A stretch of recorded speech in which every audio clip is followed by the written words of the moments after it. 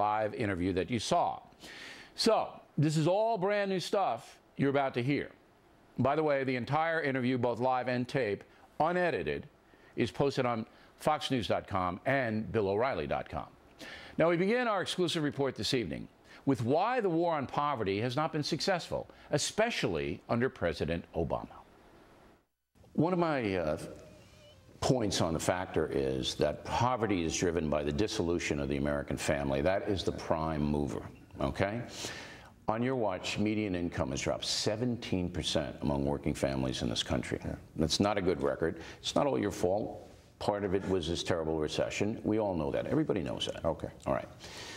But 72% of babies in African-American community are born out of wedlock now.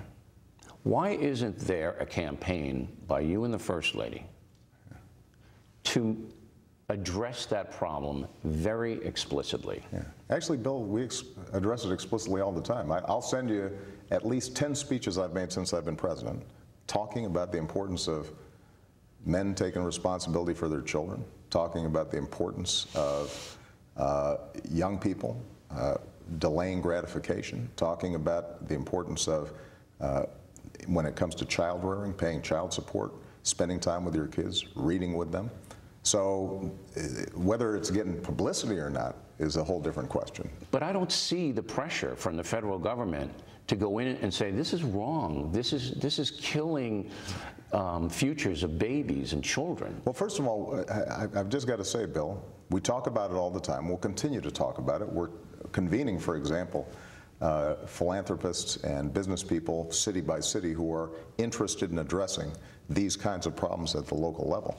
There is an economic component to it as well, though. Sure. Because what's interesting when you look at what's going on right now, you're starting to see in a lot of white working class homes similar problems when men can't find good work, when the economy is shutting ladders of opportunity off from people, whether they're black, white, Hispanic, it doesn't matter, then that puts pressure as well on the home. So you've got an interaction between an economy that isn't generating enough good jobs for folks who traditionally could get blue-collar jobs even if they didn't have a higher education, and some legitimate social concerns that compound the problem. And so we want to hit both. All right.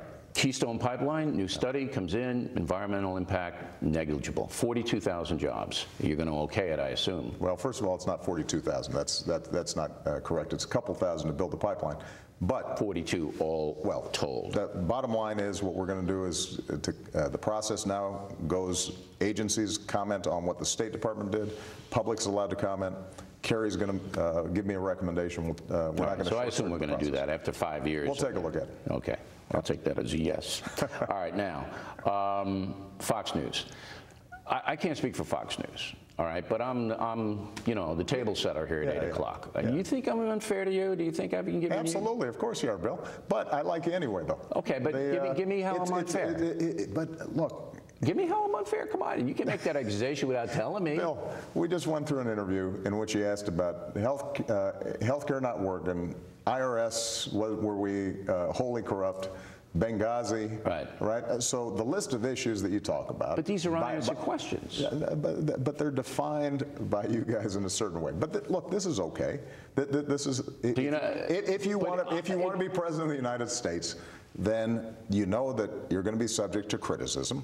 But if it's unfair, I want to know if it's unfair. Is it criticism is criticism. It's my job to give you a hard time. Here's what I would say. I think regardless of whether it's fair or not, it has made Fox News very successful. But if I'm unfair, I want you to know. Here's what you guys are going to have to figure out is what are you going to do when I'm gone? I'm telling you. Our ratings were high when you weren't here. Oh, man. I've been a big money maker. President Clinton, all right, and President Bush. I gave President Bush a real hard time. Are you the most liberal president in the U.S. history? Probably not. Probably not? Probably not. I think that's fair to say. You know, the truth of the matter is that when you look at some of my policies, in a lot of ways, Richard Nixon was more liberal than I was. Started the EPA, started a whole lot of the regulatory state that has helped make our air and water clean. That's interesting, Nixon. That's interesting. Well, I thought you were going to say FDR. Well, FDR, Johnson. But I tend not to think about these things in terms of liberal and Democrat, or liberal and conservative, because at any given time, the question is, what does the country need right now? I think that you are much more friendly to a nanny state than I am. I'm more of a self-reliance guy. You're more of a big government will solve your problems guy. That's it. And I disagree with that, because I think that what used to be considered sensible, we now somehow label as liberal. Think about it. Social Security, Medicare. But you're paying to that. It's the freebies that are the problem. What freebies are we talking about? The welfare actually is worth less now than it was 20, 30, it's worth less than it was under Ronald Reagan. Take a look at the disability explosion. I mean, it's insane. The workplace isn't any more dangerous now than it was 20 years ago. It's through the roof. You know people are conning you. Bill, the point is, we have not massively expanded the welfare state. That's just not true. When you take a look at it, actually, that the levers of support that we provide to folks who are willing to work hard are not that different than they were 30 years ago, 40 years ago, 50 years ago. You and I took advantage of certain things. I don't know about you, but I got some loans to go to college. No, I painted houses. I didn't get any loans. Well, I painted, see, that's why I am. I painted houses during the summer too. It still wasn't enough. So so my point is that that's not a nanny state. That's an investment in the future generation. GI Bill, is that a nanny state? My grandfather came back from World War II. You're about to write a book on World War II.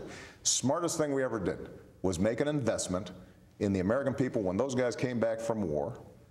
That's what created our middle class. Here's something that you and I agree on. What's that? And I tell everybody, you've helped the veterans. Now, I believe the VA should be doing a lot more than it's doing. Yeah. But I have come to you 4 times, and every time you have done what I have asked, and we have raised more than $20 million.